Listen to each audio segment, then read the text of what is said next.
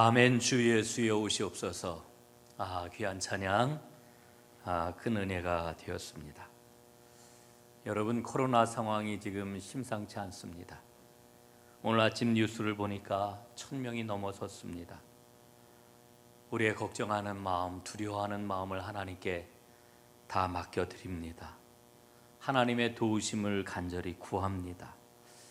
하나님의 백성들을 보호해 주시고 새 힘 주시기를 간절히 바랍니다. 우리가 지금 우리 자신을 위해서 뿐만 아니라 이 나라, 이 사회를 위해서도 우리 간절히 기도해야 될 때라고 하는 마음을 갖습니다. 참 마음이 여러모로 걱정이 많은 그런 그 상황 가운데서 지난주에 한 선배 목사님, 아주 굉장히 나이가 많으신 선배 목사님의 편지를 한 통을 받았습니다. 그 편지에 보니까 우리 그리스도인이 가져야 할 세 가지 마음, 특별히 지도자라면 이 마음을 절대 놓쳐서는 안 된다, 이런 그 편지를 보내었습니다.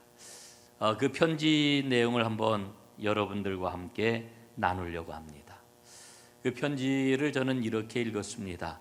그 세 가지 마음은 모든 그리스도인들이 가져야 하는 마음이구나, 이렇게 편지를 읽고 여러분들과 한번 그 내용을 나누도록 하겠습니다. 첫 번째로, 좋은 그리스도인은 감동하는 사람이라고 하는 거지요. 감동하는 사람. 여러분은 어떻게 요즘 삶에 감동이 있으신가요? 감동하는 사람이 바로 그리스도인이라고 이렇게 이야기를 합니다. 우리는 이런 마음을 가지고 살아가는 것 같아요. 누가 나에게 감동을 주었으면 좋겠다, 벅찬 감동을 느끼면서 살아가고 싶다, 이런 마음을 갖지요. 그래서 우리는 생각을 하기를, 감동적인 상황이나 혹은 감동적인 사건, 이런 거를 누군가 나에게 좀 주었으면 얼마나 좋을까, 이런 그 기대를 하지요. 정작 그러다 보니까 우리 삶 가운데서 감동해야 하는 그런 그 작은 일들을 우리는 참 놓쳐버리고 맙니다. 여러분, 매일 만나는 사람들 속에서, 또 매일 행하는 일 속에서, 소소한 그런 그 이야기 속에서, 혹은 기대될 만한 그런 그 사건 속에 우리에게 다가오는 감동을 우리는 놓치지 말아야 되는 거지요. 내가 먼저 감동을 받는 게 참 중요합니다. 예수님이 주셨던 말씀 가운데서 제일 슬픈 이야기가 있어요. 그 슬픈 이야기가 뭘까요? 마태복음 11장에 보면은 이런 말씀이 나옵니다. 너희를 향하여 피리를 불어도 너희가 춤추지 않고 우리가 슬피 울어도 너희가 가슴을 치지 아니하였다. 예수님의 말씀이에요. 여러분이 예수님의 말씀이 무엇을 뜻합니까? 감동이 없는 것을 한탄하고 계시는 거지요. 마음을 열지 못하고 마음을 꽉 닫아놓고 살아가는 그런 그 모습에 대한 안타까운 그런 그 말씀인 거지요. 여러분, 감동이 있어야 합니다. 나 자신이 먼저 감동이 있어야 되고요. 우리는 세상을 향하여 부름받은 하나님의 지도자라고 하는 이와 같은 믿음을 놓치지 말아야 됩니다. 여러분, 그리스도인은 남들이 보지 못하는 것을 보고 남들이 알지 못하는 것을 알고 있는 지도자입니다. 여러분, 그렇기 때문에 우리는 먼저 감동이 있어야 됩니다. 말씀으로 감동을 받아야 되고요. 주님의 사랑으로 우리에게 감동이 있어야 됩니다. 그래야 내 주변에 있는 가족에게, 내 주변에 있는 친구들에게 그 감동을 나누어 줄 수가 있는 거지요. 여러분, 좋은 그리스도인은 감동하는 사람입니다. 두 번째로, 좋은 그리스도인은 공감하는 사람입니다. 공감하는 사람. 공감이라고 하는 것은 다른 사람의 의견, 다른 사람의 생각, 다른 사람의 감정, 다른 사람이 처해 있는 그 상황 앞에서 나도 그렇다고 느끼는 이와 같은 마음, 이게 바로 공감의 마음인 것이지요. 여러분, 어떻습니까? 나는 공감의 사람인가요? 아니면은 그냥 벽을 이렇게 꽉 둘러쳐져 있는 그런 그 상황 속에서 살아가는 그런 그 사람입니까? 여러분, 예수님이 한 번은 그 나사로가 죽어가지고 그의 집을 찾아가셨습니다.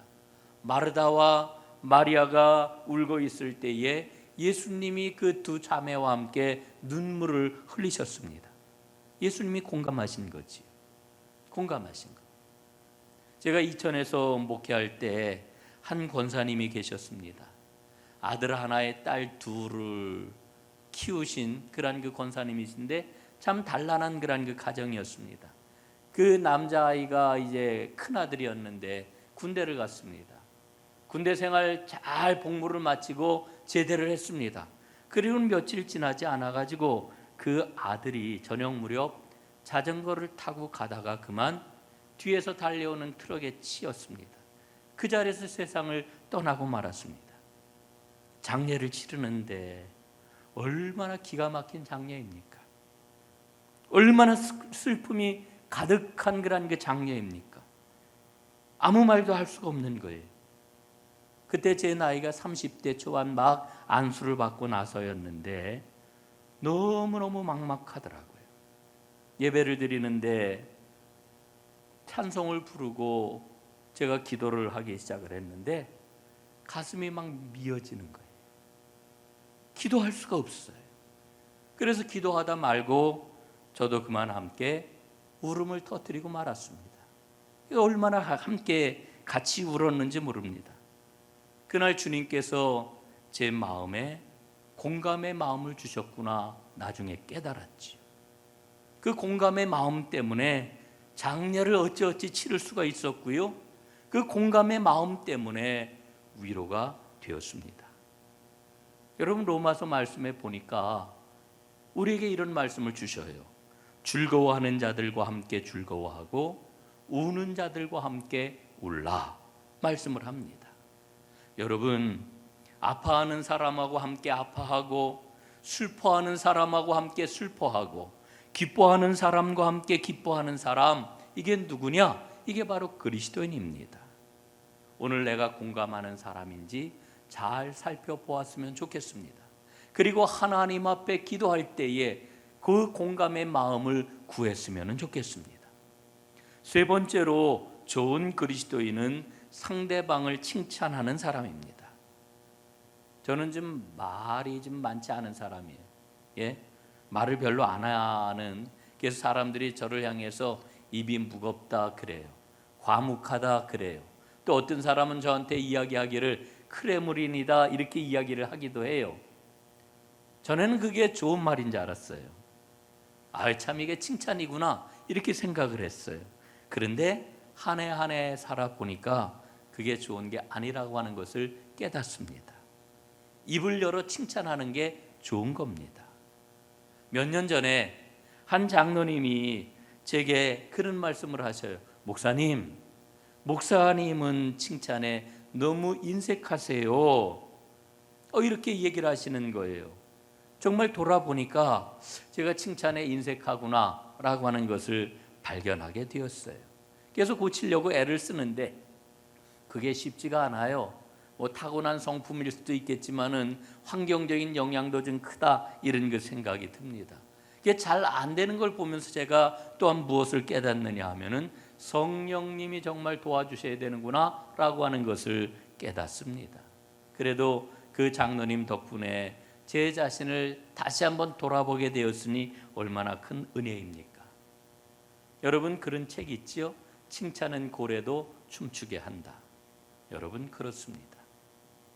우리가 왜 칭찬보다는 너나 할 것 없이 모든 사람들이 거의 다 같다고 저는 분명히 생각을 하는데 다른 사람의 장점보다는 우리는 단점을 먼저 보는 마음이 있어요.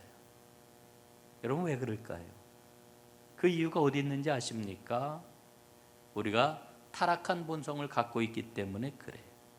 그래서 남들에게서 칭찬할 거리나 장점을 보는 너그러운 마음보다는 먼저 안 좋은 것을 먼저 보아요. 단점을 먼저 보아요. 흠을 먼저 보아요. 여러분 이게 한두 사람만 그런 게 아니고 대부분의 사람이 그렇게 살아가기 때문에 예수님이 뭐라고 그러셔요? 남의 눈에 있는 티끌보다 내 눈 안에 있는 들보를 보라고 이렇게 말씀을 하고 있는 거지. 그러니까 믿음이 깊은 사람은 남의 잘못에 대해서 지적을 잘하는 사람이 아니고요, 내 안에 있는 허물을 잘 보는 사람이 이게 정말 깊은 믿음의 사람인 것입니다.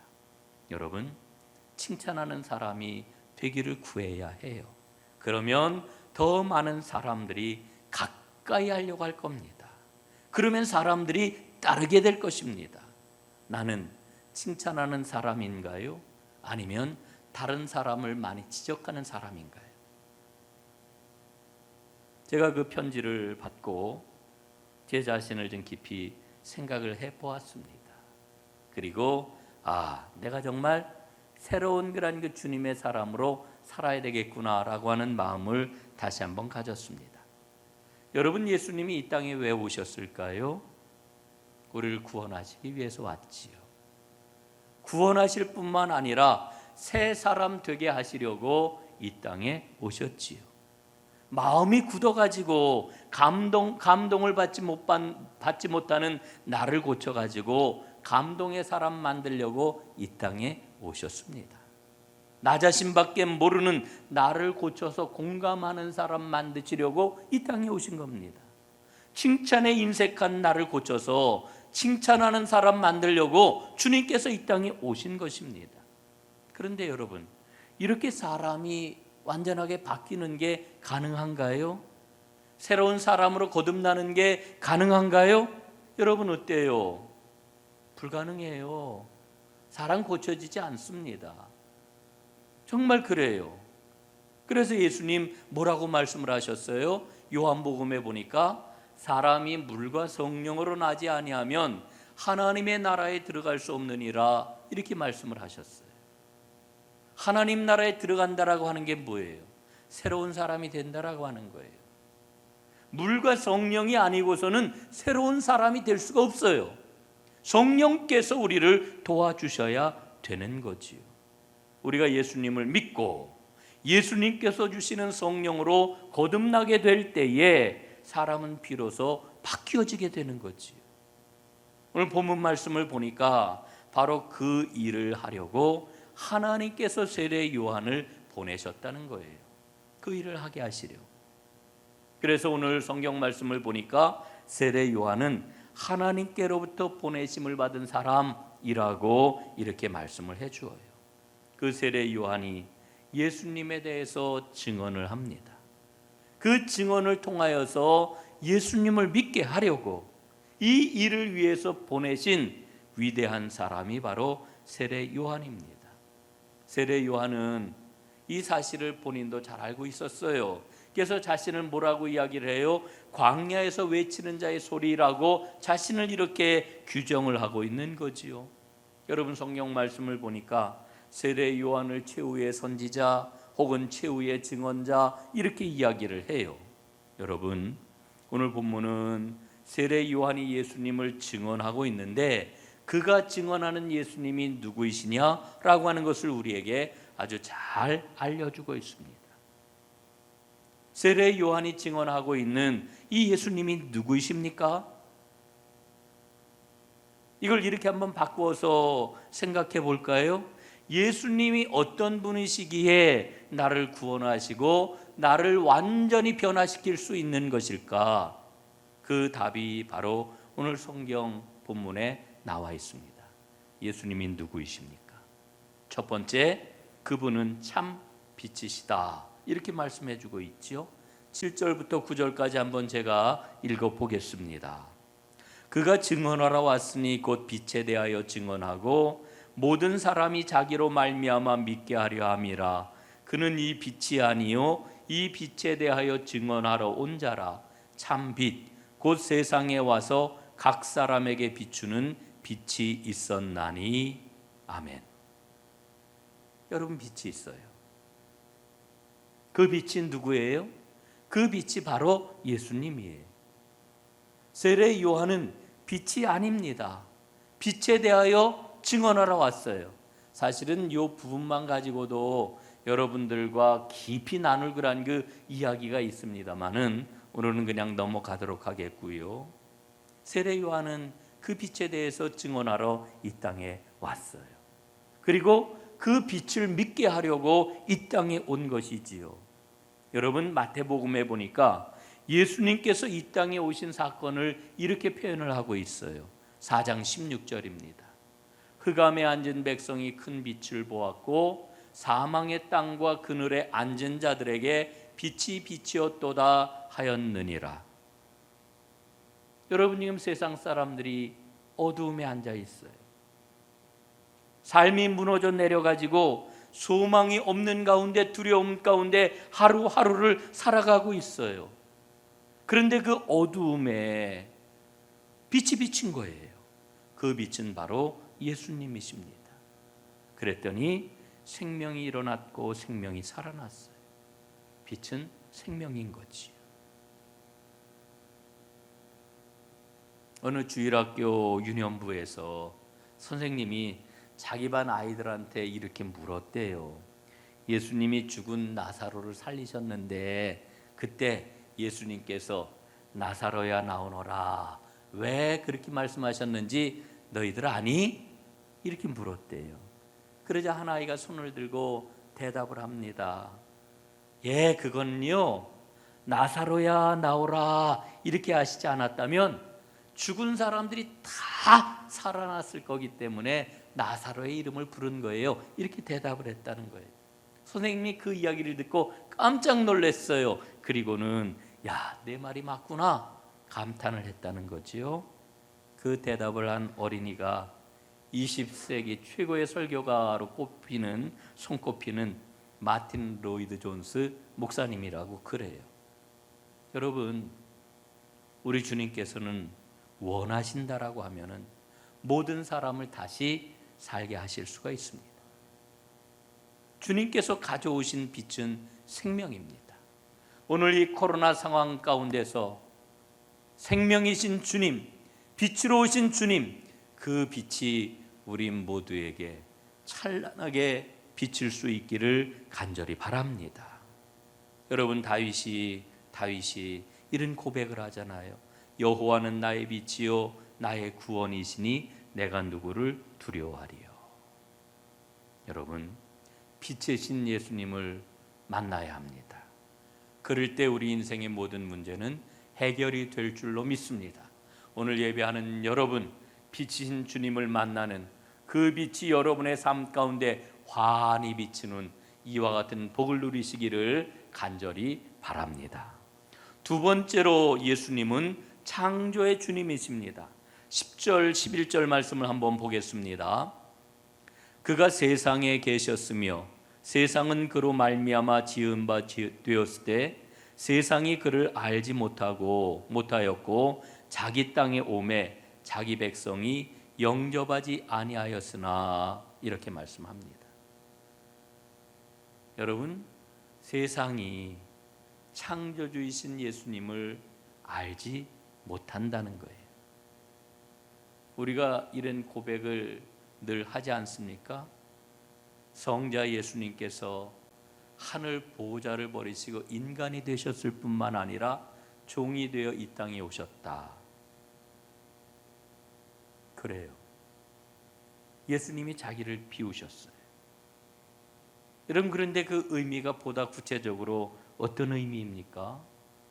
사도 바울은 여기에 대해서 이렇게 설명을 해줘요. 빌립보서 2장에 있는 말씀입니다.